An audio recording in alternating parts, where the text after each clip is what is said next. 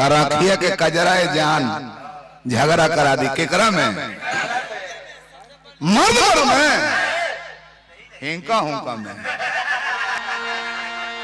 बड़ी फुहर पत्थर बोल रहा हो माता बहन लो बा हमारा लाज लगता न तो तू जानता हो कि फुहर का के हम परम डायरेक्टर हैं तारा ही पता होगा चाहे केहू कही तू कह रामा शंकर कहस अजीत कहस कमलेश कहस हमर कहल के कहे के बा गानवा तो कवि ले लिख दी बतिया गाड़ी मारा के ले अतना फुहर हमरा के थी चटे कहत है सिस्टाथ भैया लड़का ही कुल मना करतर सके हो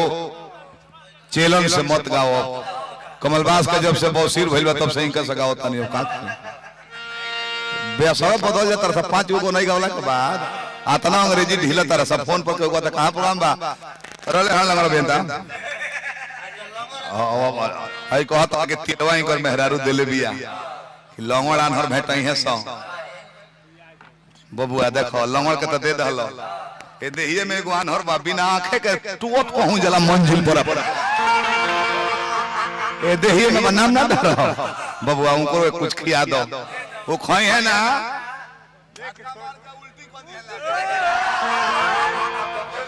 खाया ना ता तिलवा मतलब खाली ठोकर मारे ले खिया दो लंगड़ा का नहीं खिया दो मर्द तिलवा एगो आनहर बेचारा कब से देता ना तुम बुझते नहीं कर हाथ बड़ा तू दादा ए हमरा के कहले ना कितना गंदा बात सुन लो कहले है तू लाड़ चटाइल बड़ा हसन कहे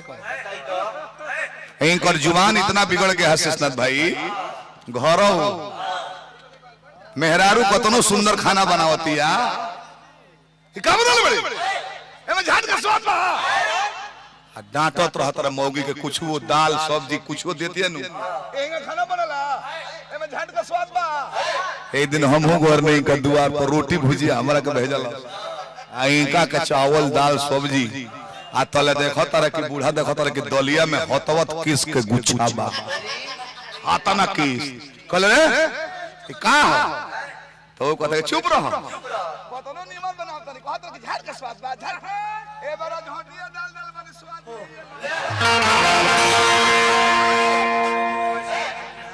तू छोड़ दो कोले बोल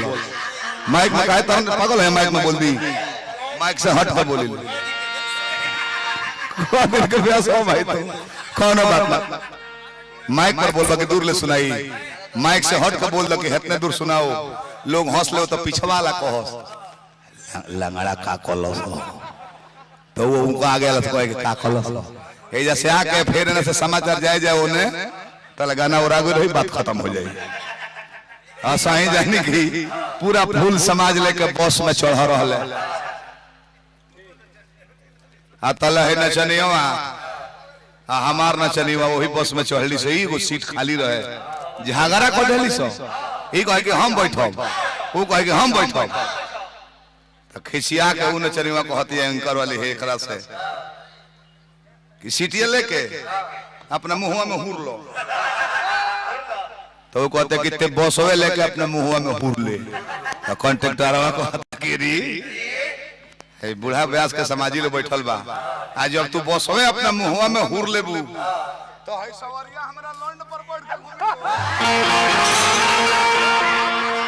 है हाथना बूढ़ा व्यास का सवारी बैठल बा ये